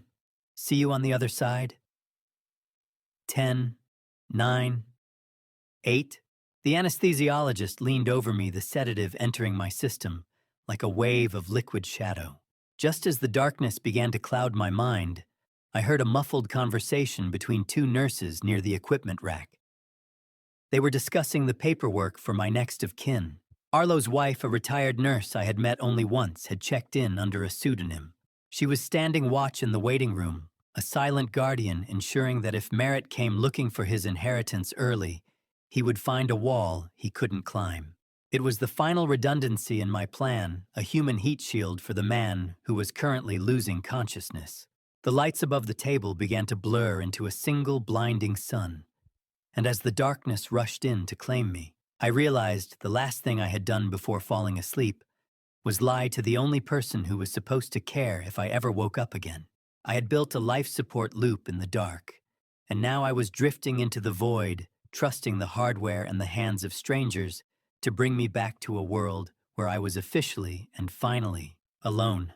Waking up from open-heart surgery feels like being reassembled by a blind mechanic who forgot half the screws. Everything hurts and nothing fits. My first gasping breath after they pulled the ventilator tube felt like swallowing ground glass, a sharp, ragged reminder that my lungs were having to learn the mechanics of expansion all over again. I opened my eyes to the rhythmic wheeze of machines and the persistent clinical beep of monitors that defined the cardiac ICU at the University of Colorado Hospital. I didn't move. I couldn't. I simply lay there identifying my pain clinically, as if I were reading a telemetry report on a failing hull. The primary ache was central, a deep structural throb where they had cracked my sternum to reach the engine room. But beneath that, there was a new sensation. A rhythmic, metallic tick-tock echoed through my bones, vibrating in my jaw. It was the mechanical valve. The pump was operational. I had survived by my own hand and the loyalty of men who weren't even my kin. I saw a figure standing by the bed, silhouetted against the harsh blue light of the vitals monitor. Arlo's wife, a retired nurse with a gaze that could spot a lie, or a lethal arrhythmia from across the room, stood by my bed like a silent guardian. She leaned in her hands, smelling of antiseptic and lavender, as she checked the line in my neck. "It's ticking," I whispered, my voice a dry, rasping ghost of what it used to be. "The pump is operational." "Rest Thane," she replied, her voice a steady anchor in the morphine fog. "You're back on the grid. We've got the perimeter secured. Arlo is monitoring the accounts. Just breathe." I surrendered to the exhaustion, drifting through a blur of days where time was measured in catheter bags and physical therapy milestones. Is there anything louder than a phone that refuses to ring when you're tethered to a life support machine? I kept my phone on the bedside table, watching it like a sensor for signs of life from the world I had left behind. Arlo sent occasional updates, brief and tactical. Merritt had indeed triggered the alert on the honeypot account, draining the $2,000 within hours of my supposed departure for the river. He had been to the bank twice more likely, trying to find a way past the freeze on the retirement fund. But as the days bled into a week, then two, the one thing I waited for never arrived. There was not a single missed call from my son. No text asking if the fish were biting. No message wondering why I hadn't checked in. The monitor flatlined. Not my heart, my hope. My son was officially a ghost. I spent my recovery in a silence so profound, it felt like the vacuum of deep space. By the time the staples were ready to come out, I was walking the halls of the recovery ward, my hand pressed to my chest to steady the mechanical thrum. I was a decommissioned satellite, finally finding its own orbit, while the world I left behind thought I'd already burned up on re-entry. Arlo's wife remained my only visitor, a stoic proxy for a family that had already buried me in their minds. The isolation should have broken me, but instead it tempered me. Each day Merritt didn't call was another data point proving the necessity of my cold, hard resolve. Before I explain what that hospital phone log truly means for Merritt's future, I want to see how you're reading this. Comment 2 if you think I should give him one last chance to confess. Or 4 if I should cut him off forever and add one short reason why. Please note what follows contains recreated details for narrative purposes to deepen the emotional impact. If you'd rather not continue with these dramatized details, feel free to pause or click away now. I was finally cleared for discharge on December 20th. As I sat in the discharge lounge, dressed in my own clothes for the first time in weeks, I asked the administrative nurse for a printout of the incoming call logs to my room and the primary hospital switchboard. I needed the final calculation. I needed to know if at any point during the golden window Michael had reached out.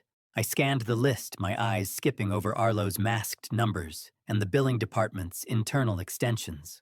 My son had never called the hospital to check on me. He had never called the ranger station at the Frying Pan River to see if a man of my age had been reported missing in the wilderness. He hadn't even tried to reach me on December 1st, the day he knew my life-saving deposit was due. However, Arlo had found one specific outgoing call from Merritt's office to the hospital's billing department. Merritt hadn't called to check on my health. He had called to check on the billing status, hoping to confirm the surgery had been canceled, so he could breathe easy about the money he'd stolen. He wasn't waiting for me to come home. He was waiting for the house to be vacant.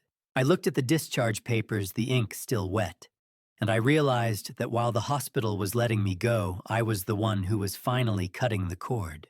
The golden window was closed, but I was still standing, and the mechanical valve in my chest was ticking like a bomb I was about to drop on his doorstep. Walking into my son's home on Christmas Eve felt less like a holiday visit, and more like entering an observation chamber where the subject was unaware the glass had been turned into a mirror. I stood in the foyer, the heavy oak door clicking shut behind me, and for a moment I simply listened. The house was filled with the artificial warmth of a high-end furnace and the scent of roasted rosemary, but the air felt thin, as if the structural integrity of the Garrison name was finally beginning to buckle under the atmospheric pressure of 1,000 lies. I smoothed the front of my charcoal wool jacket, feeling the slight rectangular weight of the digital recorder pinned to the inside lining. It was a secondary sensor, a fail-safe to ensure that every syllable of the upcoming collapse was documented for the police report already sitting in my lawyer's outbox. "Thane, you're back." Merritt's voice erupted from the living room, but it was pitched an octave too high. The sound of a man whose landing gear had failed, but was trying to convince the tower he was on a perfect glide path. He practically ran into the foyer, and for a split second I saw it, the raw, naked shock that I was actually standing there. He looked like he'd seen a man risen from the grave, his face paling to the color of unpolished titanium before he forced a smile into place. "How was the fishing trip?" We were getting worried. "Quiet, Michael," I said, using the name I only reserved for moments of critical failure. "The river was cold, but it has a way of washing away the sediment. I feel like a new man." I stepped past him, my stride steady and purposeful. I felt the mechanical pulse of my new valve against my ribs, a secret ticking clock in a room full of liars. He looked at me with the wide-eyed terror of a pilot realizing his landing gear has failed, but I wasn't the control tower anymore. I was the mountain he was about to hit. Leonie appeared from the kitchen, her phone grafted to her palm as usual. She was wearing a dress that cost more than my first car, her influencer smile perfectly calibrated for the ring light. "Thane, you're just in time. Dinner is perfect. We're celebrating Merritt's biggest quarter yet." She didn't even notice the way Merritt's hands were shaking as he reached for my coat. Dinner was a masterclass in the Last Supper of lies. The turkey was served on fine china glistening under the crystal chandelier, but the opulence felt like a heat shield designed to hide the fact that the ship was already burning. I sat across from them, ignoring the wine Merritt tried to pour with a reedy, nervous energy. Leonie spent the first 20 minutes bragging about her latest networking event, a lavish party at the Botanical Gardens that I now knew had been funded by the very blood in my veins. She spoke about engagement metrics and brand synergy, while Merritt sat beside her, barely touching his food, his eyes darting toward me every time I cleared my throat. "Do you know how much effort it takes to lie to a man who literally designed the systems that catch failures? It's a fool's errand, and Michael was the king of fools." I let them ramble for a while, gathering the final data points of their hubris. Finally, I set my fork down with a deliberate clink against the porcelain. "Michael, did the hospital send that confirmation letter?" I asked, my voice as level as a horizon line. "The one regarding the December 1st payment deadline."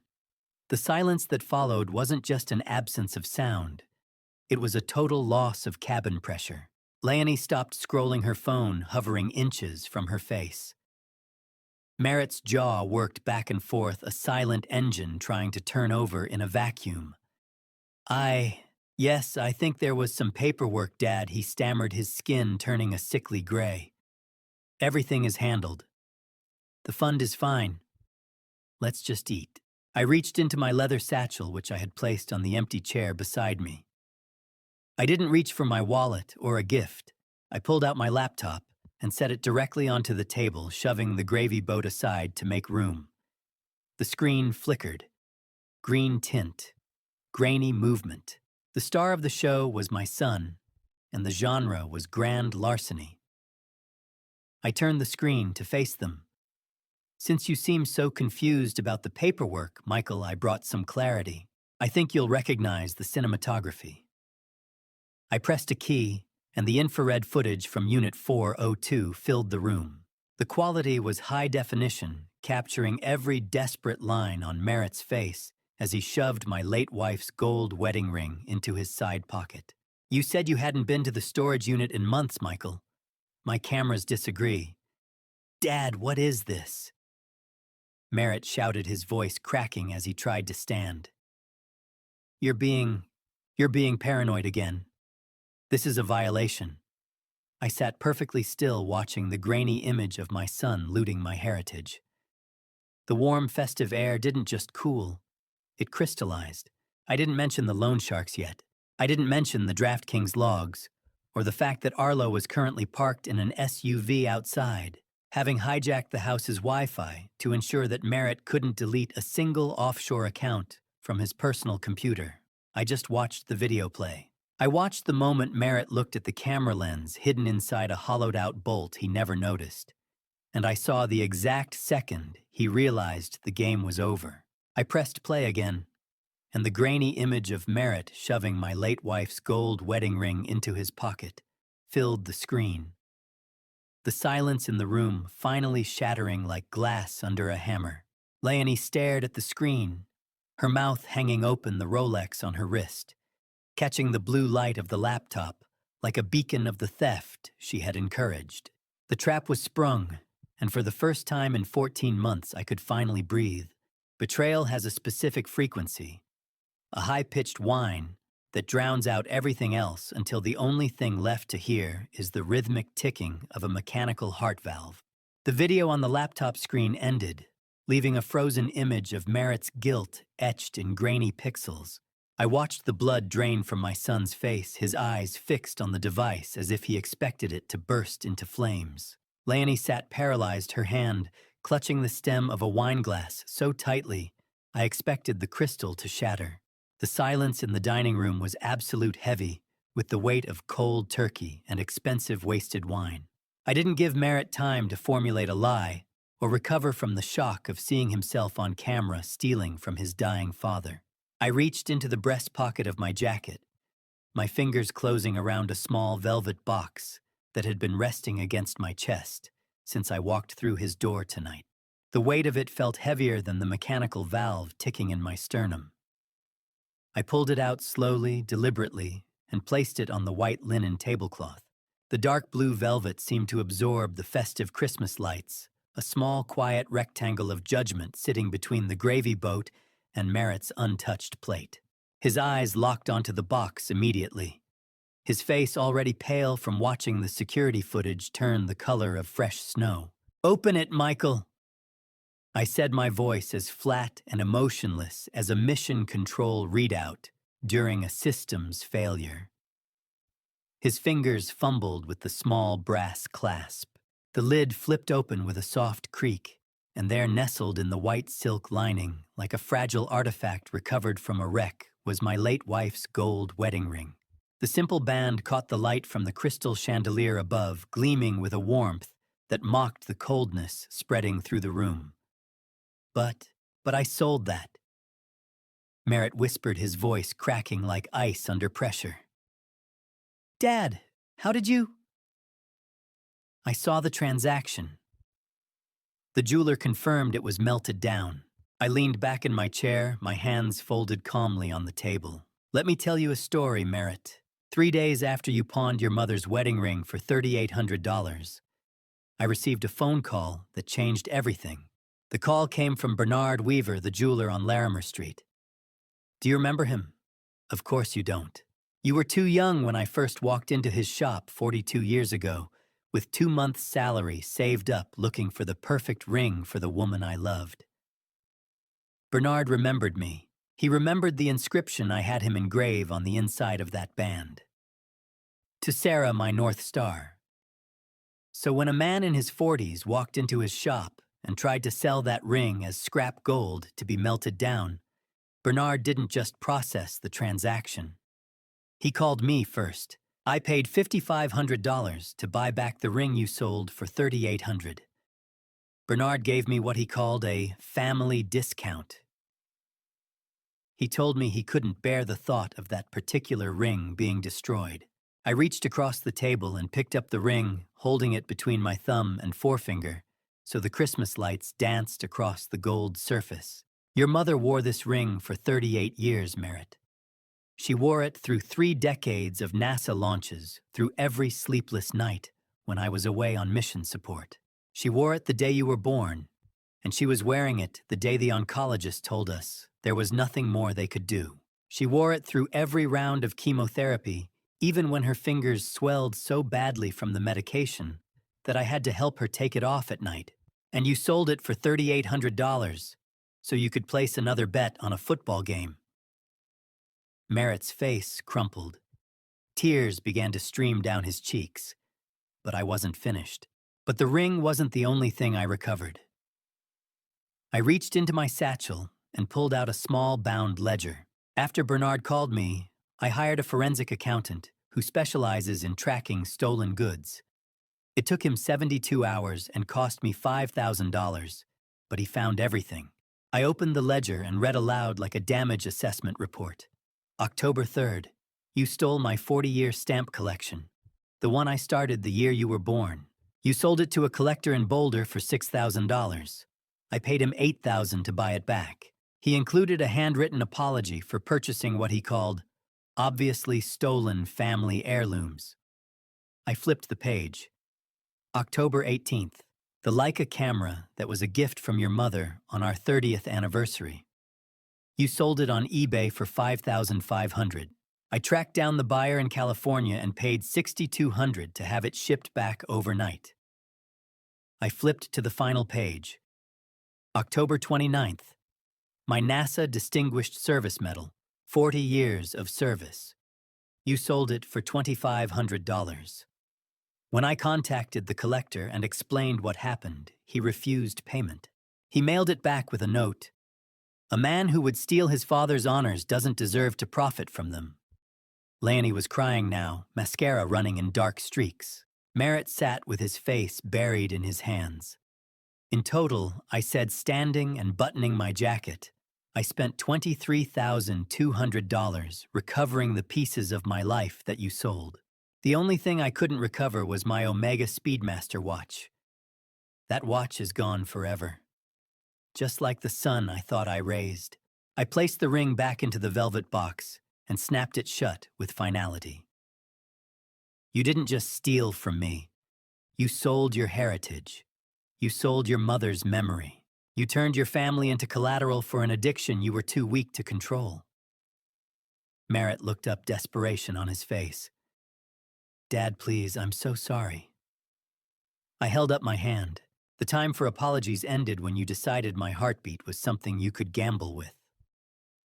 What happens next isn't redemption. It's consequences. The sound of Merritt's sobbing broke the silence that followed the reveal of my scar. A hollow, wretched noise that did nothing to move the mechanical valve ticking steadily in my chest. I didn't give him time to breathe or find his footing in the ruins of his deception. I reached into my leather satchel and pulled out the legal packet I had carried like a hidden weapon. The white envelope looked like a clean blade against the wine-stained tablecloth as I slid it across to him. I was no longer a father grieving a loss. I was an engineer decommissioned a faulty system. Inside that envelope, I explained as Merritt's trembling fingers fumbled with the seal, is a copy of the police report I filed 48 hours ago for elder financial abuse and grand larceny. My voice remained as level as a horizon line devoid of the heat that usually accompanies anger. Next to it, you will find a civil lawsuit for $418,000. The original $320,000 you stole, plus the costs of the secondary loans and recovery efforts I had to initiate to save my own life. Merritt's eyes darted over the heavy legal bond paper, the crinkle of the pages loud in the quiet room. He looked at me, his face a mask of disbelief. Dad, please. It's Christmas. You're making us homeless. I didn't flinch. You made that choice the moment you decided my heartbeat was a negotiable asset. But there is a third document, Merritt. A temporary restraining order and an eviction notice. You have 48 hours to vacate this property. He started to protest, mentioning the mortgage and his name on the deed, but I cut him off. That was the first lie you should have checked, I said. This house was never yours. I bought it through a quiet LLC years ago to give you a leg up when you were struggling with the firm. I was the secret landlord, and you were the tenant who defaulted on his humanity. Signature required. Not for love, for a felony. The realization hit him with the force of a decompression event. He wasn't just losing his father. He was losing the very ground he stood on. Merritt looked at Leonie, his eyes pleading for a lifeline, but Leonie was already calculating the distance to the nearest exit. She didn't offer a hand to her husband or a word of comfort. Instead, she stood up with a cold, terrifying clarity that almost made me respect her pragmatism. She looked at Merritt with pure, unadulterated disgust. "I'm not going to jail for your addiction, Merritt," she said, her voice sharp enough to draw blood. "We're done." She didn't cry. She simply unclasped the gold Rolex from her wrist, the one I had watched her admire while I was dying, and dropped it onto the table. The metallic clink of the watch hitting the wood sounded like a period at the end of their marriage. Leonie didn't just leave. She performed an emergency jettison. She saw the ship was sinking, and she didn't care who was still strapped into the seats. She turned to me, her expression shifting into something she probably thought was an apology. "Thane, I had no idea he was stealing from your heart fund. I'm so sorry I was ever part of this." I didn't answer her. I didn't need her remorse. I watched her walk toward the bedroom, the muffled sound of a suitcase zipper echoing from down the hall minutes later. Merritt was on his knees now, the festive holiday lights reflecting in the tears streaming down his face. "Dad, don't leave me like this. I have nothing left." I stood up and began to button my shirt with steady, clinical fingers. I pulled on my heavy winter coat, the weight of the wool feeling like armor against the cold world I had just created. I looked down at him, and for the first time in 68 years, I felt no guilt. "I am no longer your father, Michael," I said, reaching for my satchel. "I am your creditor. The police will be conducting a follow-up interview on the 27th. I suggest you spend your remaining time in this house finding a lawyer who accepts cases with zero collateral. You think the snow is cold? Try standing in a room with a son who valued your last breath at the price of a Tesla down payment." I walked toward the front door, the air in the house feeling stagnant and poisoned. Merritt's pleas followed me, a frantic, incoherent stream of apologies that meant nothing now that the bank was closed. I stepped out onto the porch, and the crisp, biting smell of the December snow hit me like a benediction. I didn't look back. I didn't close the door softly. I walked to my car, my breath forming white puffs in the cold night air, and I looked at the house one last time. The lights were all on the garrison facade, glowing brilliantly in the dark, but inside the structure was hollow. Leonie appeared at the side door with 2 large suitcases, her heels clicking on the icy pavement as she marched toward her own car. As she passed me, she slowed down her eyes, darting to the house to ensure Merritt wasn't watching. "Thane, wait," she whispered, her voice low and hurried. "I have something you'll want. A hidden recording from last month. It's Merritt admitting he hoped you'd pass away quietly so the debt would vanish. I'll give it to you if you keep my name out of the civil suit." I looked at her, seeing the same predatory hunger that had ruined my son. It was a final betrayal, a gift offered in exchange for immunity. "Put it in my mailbox," I said, my voice as cold as the ice under my boots. "I'll decide what it's worth." I climbed into my car and started the engine. I watched Merritt through the front window, a small, broken figure silhouetted against the Christmas tree. I pulled the door shut behind me, the sound of the lock clicking into place, echoing in the crisp night air, the sound of a system finally perfectly isolated. I drove away, leaving the lights of the house behind my heart, ticking with a mechanical, perfect precision. Christmas morning arrived with the sterile, rhythmic ticking of the mechanical valve in my chest, a heartbeat I had paid for in blood gold, and the destruction of my only son's future. I lay in the gray light of my bedroom, listening to the clockwork pulse that was now my only companion. The confrontation at Merritt's house felt both distant and immediate, like a launch that had ended in flames. I sat up slowly, feeling the pull of the healing incision, and reached for my phone. The screen showed no missed calls, just the date, December 25th, 2024. I was 70 years old, spending Christmas completely alone for the first time in my life. I made black coffee, the bitter taste matching my mood, and stood at the kitchen window watching cars drive by, with families heading to gatherings I would never attend again. The isolation should have felt crushing, but instead it felt like the clean vacuum of space, empty but pure. At exactly 9 o'clock, my phone rang. The caller ID showed a Denver number I didn't recognize. I answered on the second ring. Mr. Garrison, a woman's voice said, crisp and professional. This is Detective Linda Martinez with the Denver Police Department Financial Crimes and Elder Abuse Division. I apologize for calling on Christmas morning, but I wanted to reach you personally while I had a quiet moment. Detective Martinez, I replied, setting down my coffee. I appreciate the call. First, let me say I've been assigned as lead investigator on your case. I spent yesterday reviewing the evidence package you and your attorney submitted. In 15 years on this job, I have never seen a more thoroughly documented case of elder financial abuse. The security footage, the private investigators' reports, the bank logs, it's all airtight. I felt vindication mixed with sadness. I'm an engineer detective. Documentation is what I do. Your engineering background shows, and it's going to make my job easier. Your son's public defender will have a difficult time mounting any defense against this level of evidence. I closed my eyes, leaning against the counter. What are the next steps? I'll be conducting a formal interview with your son on December 27th. I've coordinated with his attorney. Given the evidence strength and his admission during your Christmas Eve confrontation, I expect he'll waive his right to silence and provide a full statement. That will expedite everything, and the criminal charges we're filing 2 felony counts by week's end. Count 1 grand larceny class, 3 felony for theft of $320,000.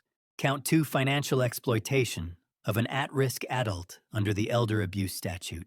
That's actually the more serious charge, because it involves exploitation of someone with a life-threatening condition. What kind of sentence? Detective Martinez took a slow breath. Realistically, cases like this rarely go to trial. Your son has no prior record. His attorney will negotiate a plea agreement. The DA will likely offer a suspended sentence probation instead of prison in exchange for guilty plea, mandatory gambling treatment, community service, and full restitution. So no prison time. Not unless he violates probation terms. But don't mistake a suspended sentence for leniency. He'll be under court supervision for years. Monthly probation officer meetings, random financial audits. If he places a single bet during that period, he goes to jail.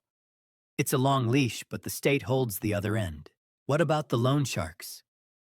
That's where things get complicated and dangerous. We've forwarded the threatening emails and financial records to the FBI's Cyber Financial Crimes Task Force. Online gambling operations outside U.S. jurisdiction are federal matters. The FBI will investigate, but these organizations are slippery.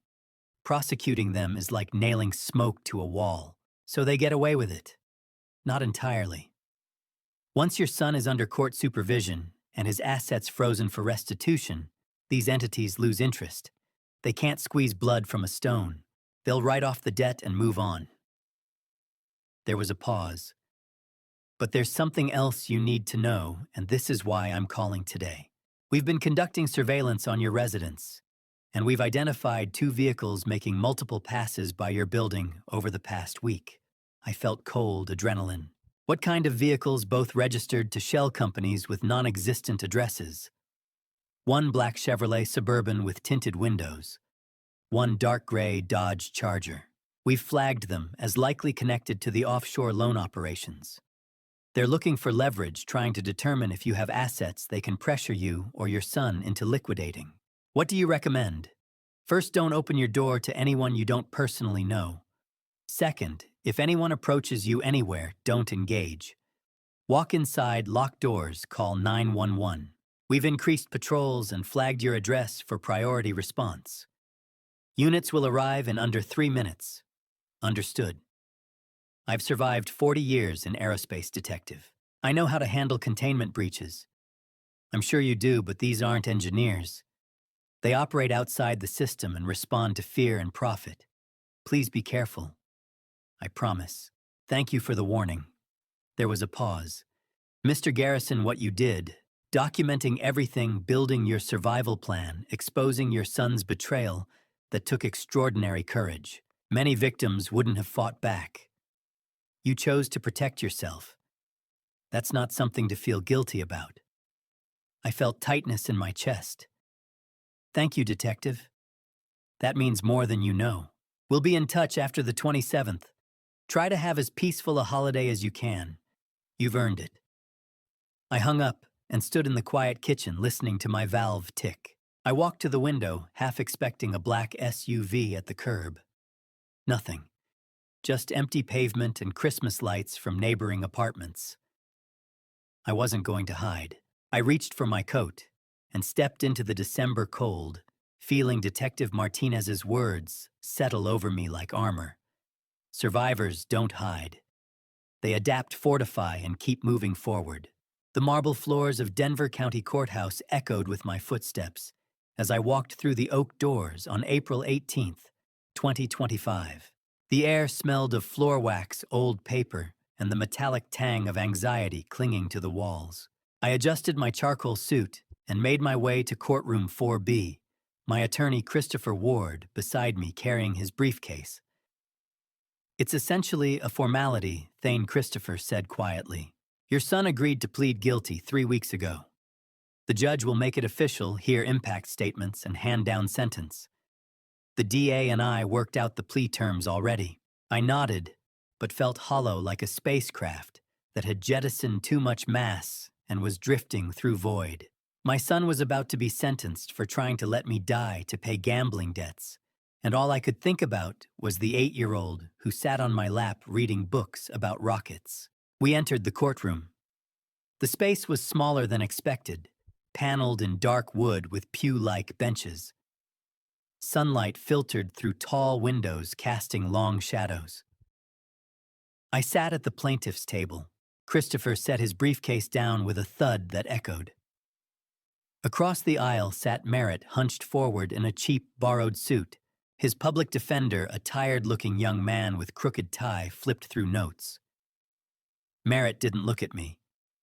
He stared at the table, hands clasped white-knuckled.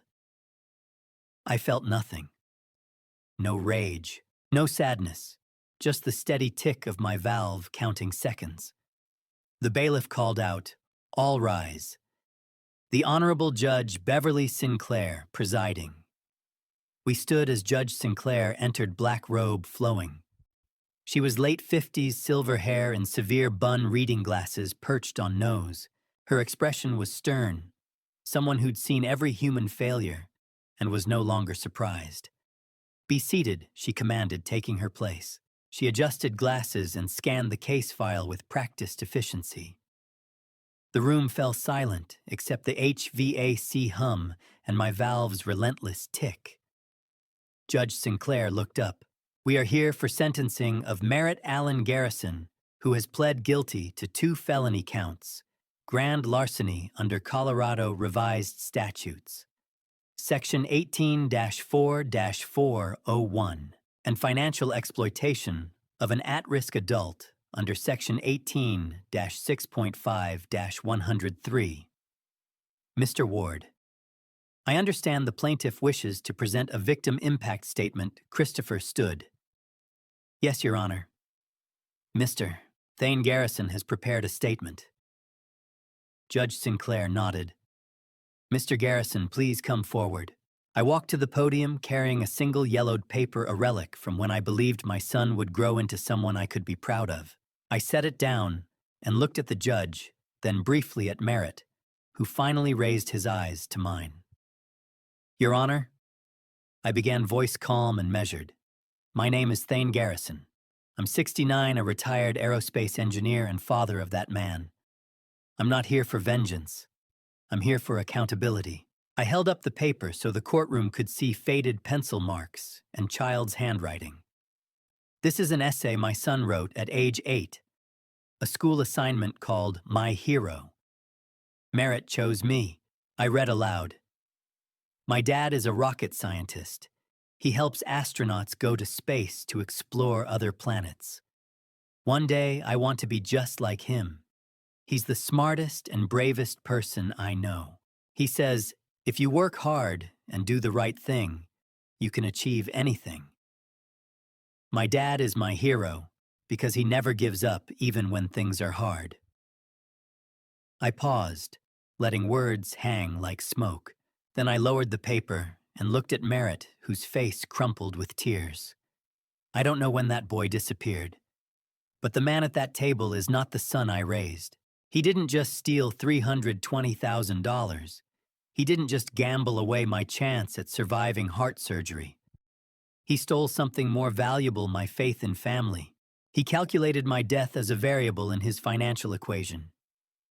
When I asked for help, he chose silence. I looked at Judge Sinclair. I didn't lose money, Your Honor. Money can be replaced. I lost trust, integrity, and belief that the person I raised for 40 years understood right from wrong. That can't be rebuilt. I folded the essay and returned to my seat. The courtroom fell silent. Judge Sinclair removed her glasses and looked at Merritt with profound disappointment. Mr. Garrison, stand, please.